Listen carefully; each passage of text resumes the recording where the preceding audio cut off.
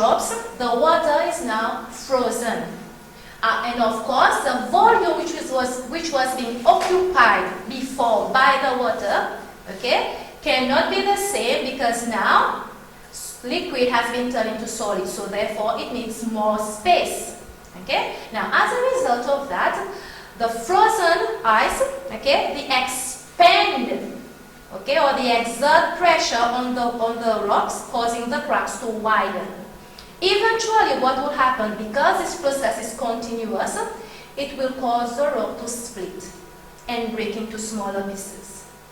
Alright? So this is the second process. Now, this happens at the top of the mountain. Eventually, with a different weathering agent, the small pieces of rock will be collected at the bottom of the mountain, and these small pieces of rocks, they are known as screens or talus. Alright? So this is the second process of physical weathering. It is freeze-thaw or frost shattering. It occurs in temperate region, whereby liquid is collected into the crack of the rock. At night it freezes, exerting pressure, okay, on the crack, causing the cracks to widen, and then eventually splitting the rock, breaking it into smaller pieces. Okay, so for both processes that we have seen for physical weathering, it is as a result of extreme temperatures. Alright?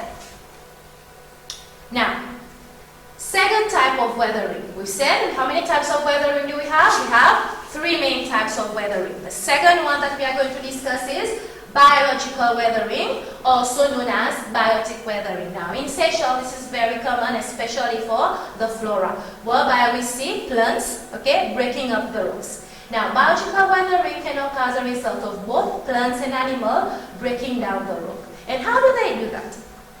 Okay, so first of all, for plants, okay, plants break the rock as a result of the growing root system. Okay, I'm sure you've seen this around, whereby plants, they either grow on the rocks or next to the rock, especially the plants with very deep taproot. Okay, you know that the roots, they are looking for water or in search for water. So as the plants grow, so too does the roots. And when the root expands, it kind of exerts pressure on the cracks and widen the cracks, eventually breaking the rock. You see this piece of rock here? Once it was attached to the main rock here. Because the roots have grown into the rock, okay? So what has happened? It has caused the rocks to break off in pieces. Okay? Now, the bigger the plants, the bigger the plants, okay, and the bigger the roots, the more weathering will happen or will occur. Alright? Now, secondly, biological weathering occurs as a result of animals. Okay? That is, animals either they are burrowing for food or shelter. So this usually occurs in the desert areas, okay, whereby the small animal, they hunt at night, okay, for them to avoid the predators. Alright? So they burrow through the rocks for them to find shelters, okay, or they burrow through the rocks for them to find food. Okay? Now this is biological weathering. Okay? This one is very easy, straight to the point. Now, whereas this one here, which is chemical weathering, now that's a different story. This one is a bit more challenging. Okay? Why? Because this one deals with the decomposition of the rock as a result of chemical reaction and change. Now, when we looked at physical weathering, we said that physical weathering only affects the physical structure of the rock, but does not change the chemical composition of the rock. But chemical weathering, on the other hand, it does change the chemical composition of the rock. Okay? Now, as a result of changing the chemical composition of the rock, it will cause the rock to weaken and break into smaller pieces. Now, when does chemical weathering occur? Chemical weathering occurs in warm, humid, moist areas. Why? Because these are the factors that encourage chemical reactions. Alright? Now, there are different processes of chemical weathering. I've listed some on the board here, such as limestone, hydration, hydrolysis, and oxidation. But for today, we are going to focus on the famous one here, which is limestone solution, or in other words, carbonation. Okay? Now, how does carbonation occur? Now, we know that in the air we have greenhouse gases, and one of the greenhouse gases is carbon dioxide, which is CO2. When the rain falls, which is H2O, rain absorbs carbon dioxide. Okay, so H2O absorbs CO2. As a result of that, it forms a weak carbonic acid. Okay, H2CO3. Now, when this carbonic acid falls on limestone areas, because limestone is a sedimentary rocks, okay, they have cracks, they have lines of weaknesses, they are porous, they are permeable, which means that they allow water to pass through them. Okay, so this makes it very easy for the acid, okay, to widen the cracks in the limestone rocks. Okay, so the carbonic acid formed as a result of rainwater absorbing the carbon dioxide. Okay, it helps to dissolve calcium carbonate in the limestone. Okay, now what happened as a result of that? Now, as a result of that, we have three main features which are formed. Now, these grooves here, or gushes here, they are formed as a result of the cracks widening, okay, when calcium carbonates are dissolved, and they form a feature known as grikes. Okay, so this rounded block here, this is glint. This is another feature formed as a result of carbonation. Now, I've tried to illustrate it here. Okay, the glint, these are the blocks, and the grikes, these are the deep gushes formed as a result of the cracks widening. Okay, so these are the grikes, and these are the glints, and eventually what will happen if they break down in big blocks, they will form what is known as limestone pavement.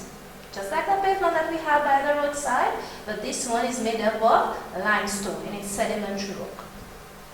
Now, these are the surface features, the features formed on the surface as a result of carbonation.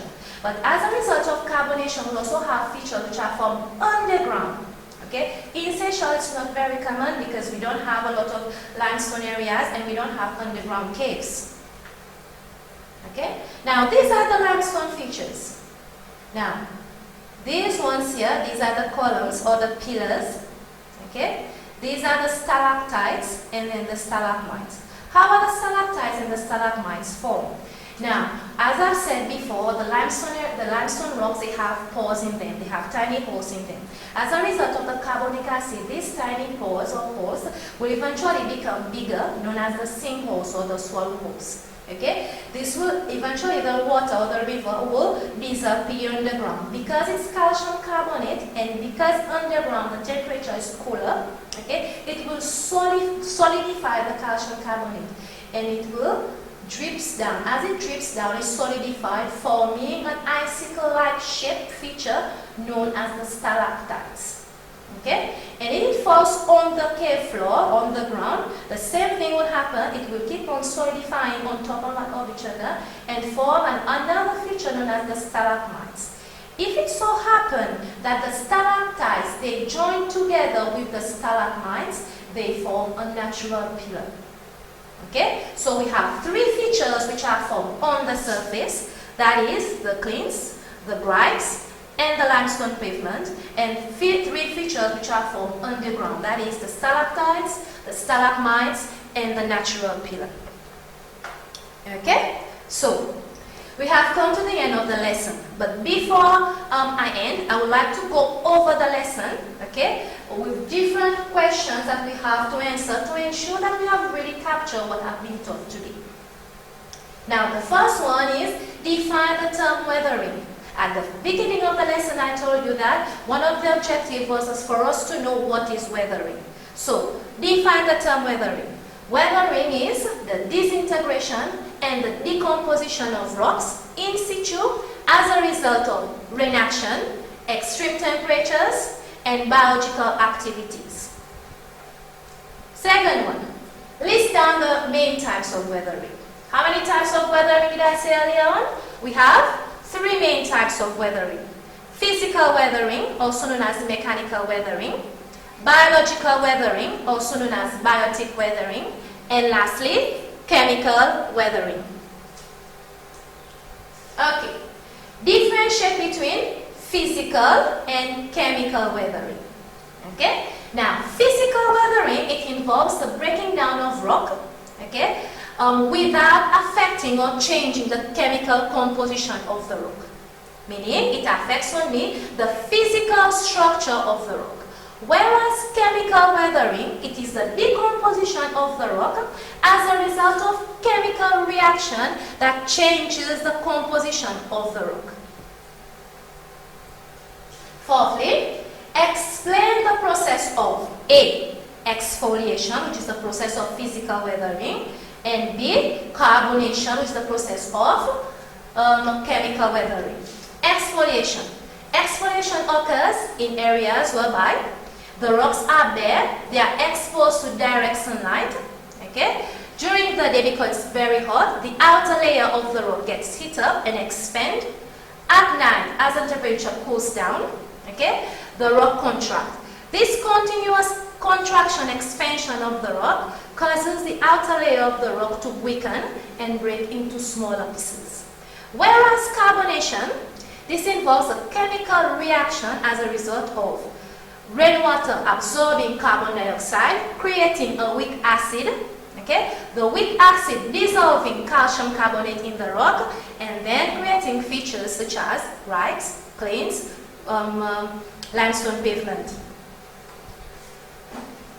And then lastly, explain how biological activity can cause weathering. Biological activity can cause weathering in two ways.